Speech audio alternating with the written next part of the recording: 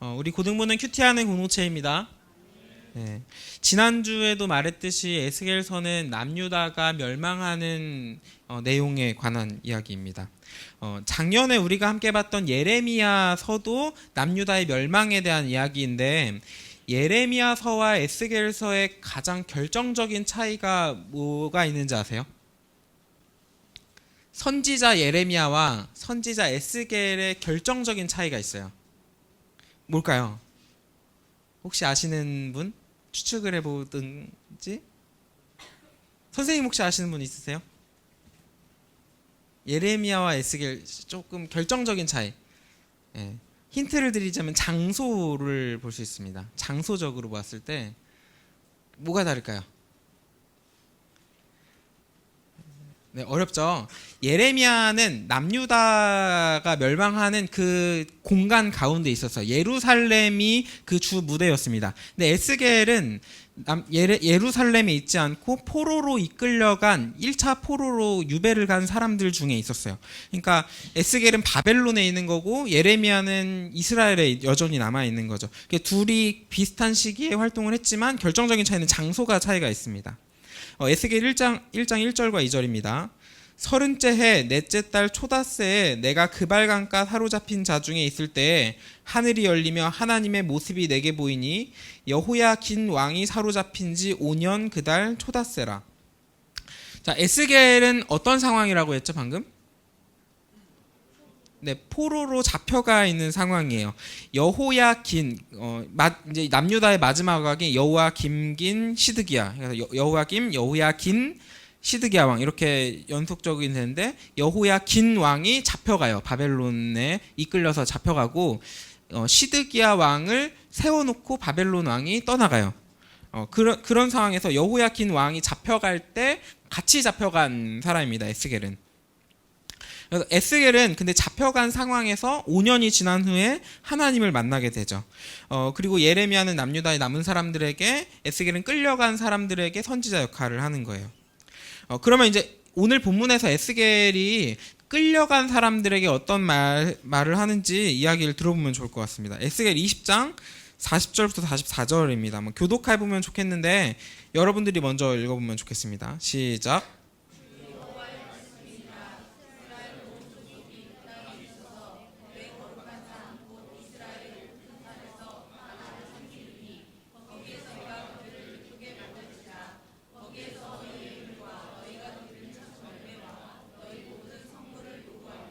내가 너희를 인도하여 여러 나라 가운데서 나오게 하고 너희가 흩어진 여러 민족 가운데서 모아낼 때에 내가 너희를 향기로 받고 내가 또 너희로 말미암아 내 거룩함을 여러 나라의 목전에서 나타낼 것이며,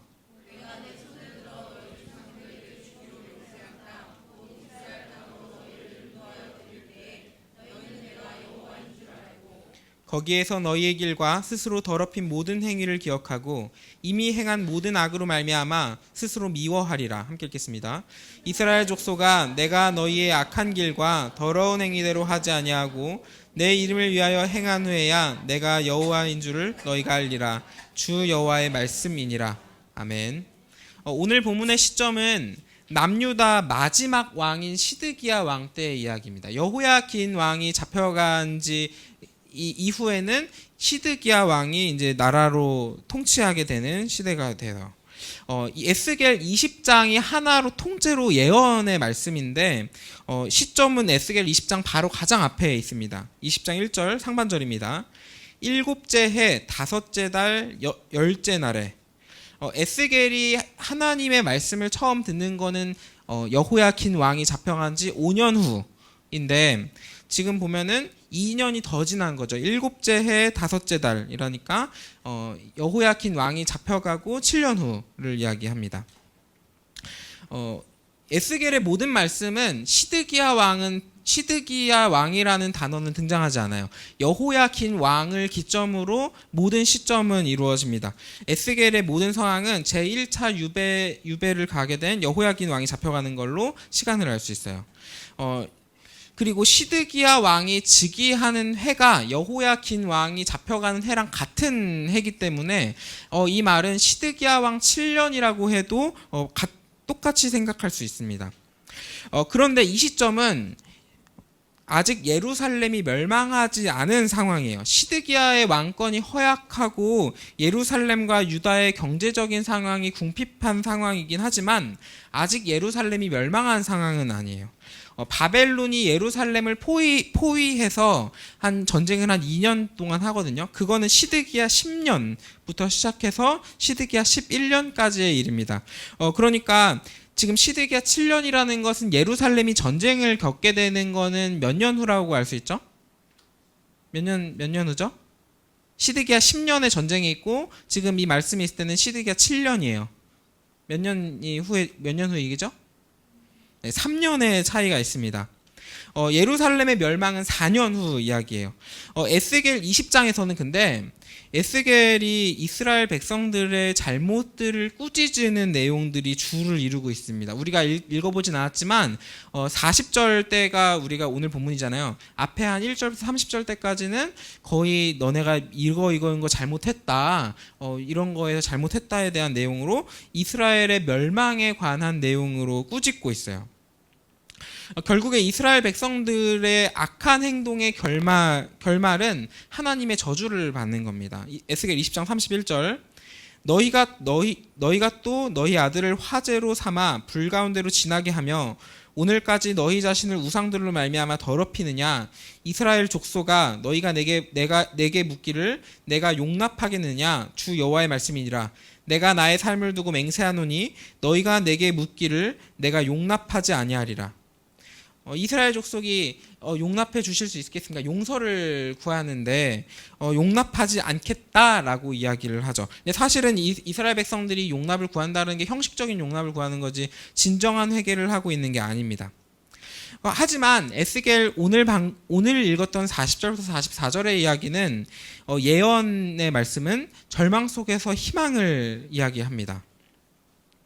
에스겔 20장 40절 상반절입니다. 주 여호와의 말씀이니라. 이스라엘 온 족속이 그 땅에 있어서 내 거룩한 산 곧 이스라엘의 높은 산에서 다 나를 섬기리니 거기에서 내가 그들을 기쁘게 받을지라. 하나님께서 용납하시겠다라고 용납하지 않으시겠다라고 무섭게 이야기를 했지만 지난주에 이야기했듯이 하나님의 그 징계는 3, 4대에 걸치지만 하나님께서 주시는 은혜는 몇 대에 걸친다고요? 네, 1000대까지 이르릅니다. 하나님께서는 은혜를 1000대까지 베풀고 하나님의 자녀를 놓지 않으시는 분이세요. 이스라엘 사람들을 하나님은 포기하지 않으셨고 다시 예루살렘으로 불러 모으실 계획을 가지고 계셨어요. 용납하지 않으시겠다고 하셨지만 남유다를 멸망시키셨지만 거대한 큰 그림에서 보면은 하나님께서는 용납해 주시고 희망을 더해 주시는 분이세요. 왜냐하면 불신의 상보다 믿음의 상이 더 크기 때문이고 그 사람들의 죄의 값도 있지만 아브라함이 가졌던 그 순종의 약속, 영원토록 이끄시겠다는 그 약속이 있었기 때문에 그 약속을 지키시는 거예요.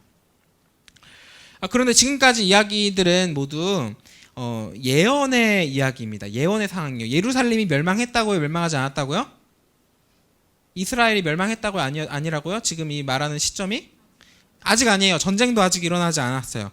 아직 멸망하지 않은 이스라엘 민족, 그 중에서도 바벨론에 잡혀간 사람들은 이런 예언을 듣고 어떻게 반응했을까요? 너네가 이스라엘이 멸망할 거야. 하지만 멸망하였지만 다시 예루살렘에 모여서 하나님을 기뻐 찬양하게 될 거야. 이 예언을 듣고 어떤 반응을 가졌을까요? 통곡했을까요? 아이고 우리가 잘못했습니다. 부모님으로부터 내려오던 죄가 우리의 때까지도 계속돼서 결국 이런 징계를 받는군요. 아, 우리가 너무 잘못했습니다. 하나님의 은혜가 있군요. 이렇게 통곡했을까요? 아니면 기뻐했을까요? 우리가 지금 잡혀있지만 이런 예언의 이야기를 들으니 우리가 결국에는 예루살렘으로 돌아가게 되는군요. 하나님께서 살아계시는군요. 우리는 기뻐해야 할 것 같아요. 이렇게 반응했을까요? 아니에요. 지금까지 우리가 성경을 보면서 보았던 그 이스라엘 사람들의 모습은 대부분 하나님의 말씀에 불신하는 태도를 가졌습니다. 굉장히 안타깝게도 불신하는 모습을 가졌어요. 오늘 말씀의 유대민들도 이 모습에 하나도 빗나가지 않습니다. 49절의 말씀입니다. 20장 49절입니다. 내가 이르되 아하 주 여호와여 그들이 나를 가리켜 말하기를 그는 비유로 말하는 자가 아니냐 하나이다 하니라. 에스겔이 48절까지 하나님의 말씀을 그대로 전했는데 사람들의 반응은 에스겔의 반응이 그러니까 사람들의 반응에 대한 에스겔의 반응이 49절처럼 되어 있어요. 에스겔을 향하는 사람들의 외치는 그는 비유로 말하는 자가 아니냐라는 이 소리가 사실은 이미 별명까지 이미 주어진 상태거든요. 에스겔의 말을 비유로 말하는 사람이 아닙니까? 다른 성경에서 보면은 저 사람은 꿈을 꾸는 사람이 아닙니까? 이렇게 생각을 하는 거예요. 이 별명은 선지자에게는 굉장히 치욕스러운 별명입니다. 에스겔을 거짓 선지자로 취급하는 거고 에스겔이 말하는 그 말을 하나님의 말씀이 아닌 에스겔이라는 개인의 사람의 말로 여기는 거예요. 이것은 하나님의 말씀으로 듣지 않고 귀담아 듣지 않는 태도를 가지고 있어요. 그럼 에스겔은 사람들이 하나님의 말씀을 무시하는 태도에서 어떤 느낌을 가졌을까요? 방금 읽어본 이 느낌이 있지 않을까요? 제가 그래도 나름 생동감 있게 읽어보려고 했는데 하나님의 말씀만 보고 하나님의 살아계심을 느끼는 에스겔의 생각을 가졌을까요? 에스겔의 생각이 하나님의 말씀만 바라보고 하나님의 살아계심만 바라봤을까요? 아니면 하나님의 말씀을 듣고 예루살렘에 돌아갈 희망을 가졌을까요? 에스겔 본인도 유배민으로서 지금 바벨론으로 떠나간 상태인데 희망을 가졌을까요? 오늘 본문에 보면은 앞에서 내가 이르되 아하 주 여호와여, 이게 지금 텍스트입니다. 성경 말씀이에요. 성경 말씀에 감탄사가 있어요. 이게 어떻게 해석을 하는 게 좋을까요? 이해를 하는 게. 저는 오늘 본문을 읽으면서 이 감탄사에 좀 눈에 많이 띈 것 같아요. 아하 주 여호와여 그들이 나를 가리켜 말하기를 그는 비유로 말하는 자가 아니냐 하나이다. 에스겔이 이렇게 절망 가운데 있는 포로로 이끌려간 사람들에게 희망의 말씀을 이야기해도 이 예언을 해도 사람들이 들어 처먹지 않는 이 상황에서 아하 주 여호와여 이런 단어가 가지는 느낌은 에스겔도 마찬가지로 절망하는 감탄사로 들렸습니다. 에스겔은 사람들에게 절망 속에서 희망을 이야기했지만 결국 에스겔은 희망 속에서 절망의 감탄사를 내뱉었어요. 망해가는 이스라엘에서 포로로 잡혀가서 절망하고 있는 사람들은 절망 속에서 하나님의 영광을 이야기하는 예언을 들으면서 콧방귀를 꼈고, 그리고 예언을 하고 있는 에스겔도 절망하는 감탄사를 내뱉는 거죠. 아하 주 여호와여. 사람들이 듣지를 않습니다. 에스겔이 하나님의 말씀을 불신한다라고 여길 수는 없어요. 불신한다라는 말은 아니지만 에스겔이 글씨로 남는 성경 말씀에서조차 이런 감탄사를 남겼다라는 게 감정적으로 동요하지 않았다라고 생각할 수는 없습니다. 희망을 이야기하는 에스겔조차 저렇게 귀닫고 하나님의 말씀을 듣지 않는 저 사람들에게 소망이 있나요? 이렇게 되물어도 전혀 이상하지 않는 상황이에요. 거기에 아하 주 여호와여 그들이 나를 가리켜 말하기를 그는 비유로 말하는 자가 아니냐 하나이다. 이런 반응은 너무나 당연한 반응일지도 모릅니다. 사람들이 믿지 못하고 예언의 말씀을 전하는 에스겔조차 아무도 하나님의 말씀을 온전히 신뢰하지 못하는 이 상황에서, 하지만 우리는 우리 사람의 눈으로 생각하는 희망이 아닌 하나님의 말씀에서 나타나는 일어서는 소망을 발견할 수 있어요. 바로 하나님의 말씀 안에서 우리는 발견할 수 있어요. 아무도 하나님의 말씀으로 듣지 않은 상황에서 에스겔이 던진 절망의 탄식까지 우리는 보았는데, 하나님께서 이스라엘을 꾸짖는 말씀과 함께 은혜를 더하는 희망의 메시지에 아무도 반응하지 못한 거예요. 그런데 오늘 말씀에 하나님의 주권은 하나님의 주권을 사람들에게 나눠주는 일이 아니었습니다. 오늘 말씀을 다시 한번 읽어볼까요? 에스겔 20장 40절부터 44절입니다. 한 목소리로 함께 읽어보면 좋겠어요. 동사를 중요하게 좀 눈여겨보면서 읽어보면 좋겠습니다. 시작. 주 여호와의 말씀이니라. 이스라엘 온 족속이 그 땅에 있어서 내 거룩한 산 곧 이스라엘의 높은 산에서 다 나를 섬기리니 거기에서 내가 그들을 기쁘게 받을지라. 거기에서 너희 예물과 너희가 드리는 첫 열매와 너희 모든 성물을 요구하리라. 내가 너희를 인도하여 여러 나라 가운데서 나오게 하고 너희가 흩어진 여러 민족 가운데서 모아낼 때에 내가 너희를 향기로 받고 내가 또 너희로 말미암아 내 거룩함을 여러 나라의 목전에서 나타낼 것이며 내가 내 손을 들어 너희 조상들에게 주기로 맹세한 땅 곧 이스라엘 땅으로 너희를 인도하여 드릴 때 너희는 내가 여호와인 줄 알고 거기에서 너희의 길과 스스로 더럽힌 모든 행위를 기억하고 이미 행한 모든 악으로 말미암아 스스로 미워하리라. 이스라엘 족속아, 내가 너희의 악한 길과 더러운 행위대로 하지 아니하고 내 이름을 위하여 행한 후에야 내가 여호와인 줄 너희가 알리라. 주 여호와의 말씀이니라. 아멘. 이제 말씀을 마치려고 하는데요. 오늘 말씀에서 예언의 대상이 되는 사람들은 이스라엘 사람들이었습니다. 특별히 유배민이었어요. 포로로 이끌려간 사람들이었어요. 대상이 되는 사람들을 변화시키고 움직이는 주체가 그런데 사람들에게 있지 않아요. 방금 읽어본 말씀의 동사들을 보면 너희 모든 성물을 요구하리라. 여러 나라 가운데서 나오게 하고 여러 나라의 목전에서 내 거룩함을 나타낼 것이며 이미 행한 모든 악으로 말미암아 스스로 미워하리라. 내 이름을 위하여 행한 후에야 내가 여호와인 줄 너희가 알리라.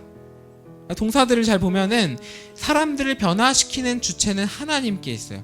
스스로 사람들이 변화되는 게 아니라 너희가 알리라. 선포의 말씀입니다. 오늘 말씀의 주권은 철저하게 하나님께 있어요. 하나님이 요구하시고 나타내시고 알게 하시고 기억하게 하고 스스로 회개시켜 주시는 거예요. 우리들이 한다고 생각하는 우리가 이제 알았다. 능동적으로 우리가 행했다. 우리가 기억했다. 우리가 회개했다. 이런 행위의 주권이 있다라고 생각할지 모르지만 그것은 우리에게 있지 않고 하나님께 있다를 오늘 말씀이 알려줍니다. 이스라엘 사람들이 아무도 믿지 않았다고 해서 예언이 성취되지 않고 취소되느냐? 그렇지 않습니다. 하나님의 주권 안에, 하나님의 그 섭리 안에서 일어나야 할 일은 반드시 일어나게 되어 있어요. 하나님께서 주권을 가지고 사람들에게 알려주시는 거예요. 지금 이 시대에도 마찬가지입니다. 저도 하나님의 말씀을 전하는 입장에서 때때로 에스겔처럼 탄식하고 좌절할 때가 있어요. 저도 연약한 사람이기 때문에 이 세대의 악함을 보고 절망하기도 하고 우리 시대의 말씀을 듣지 않는 사람들을 보면서 소망을 잃어버릴 때도 있어요. 과연 하나님의 나라를 세우고자 할 때 잘 안 되는 모습을 보면서 힘들어할 때도 있어요. 그런데 그럴 때 저를 일으켜 세우는 게 뭔지 아세요? 사람들의 위로가 저를 일으켜 세울까요?